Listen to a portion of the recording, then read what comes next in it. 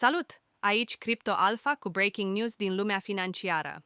În același timp, piața de acțiuni a înregistrat o zi de creștere, cu indicele S&P 500 urcând cu 0,58% la 659,03,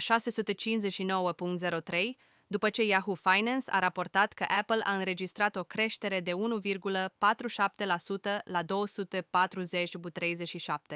în urma anunțului companiei privind noile modele iPhone. Top gainerul zilei AF, piața Forex, a înregistrat o zi de volatilitate ridicată, cu perechea EUR-USD urcând cu 0,45% la 1,08500, în urma anunțului FX Street privind decizia ICB de a menține rata la 4,5%. Această decizie a fost anticipată de piață și a generat o reacție pozitivă, reflectând încrederea investitorilor în stabilitatea politicii monetare europene.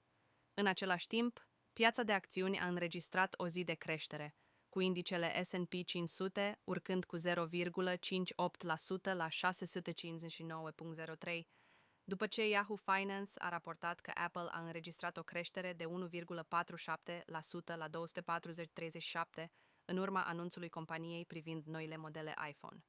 Top gainerul zilei a fost perechea AUD-USD, care a urcat cu 0,41% la 0,655500 în urma anunțului Reserve Bank of Australia de a menține rata la 4,35%. În schimb, top loserul zilei a fost perechea EUR-JPY, care a scăzut cu 0,49% la 162.25000 în urma anunțului Bank of Japan de a menține rata la 0,1%.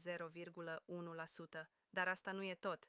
Pentru analiza completă cu grafice și predicții, intră pe cryptoalpha.ro, apasă abonare pentru știri zilnice. Ne vedem mâine cu Breaking News.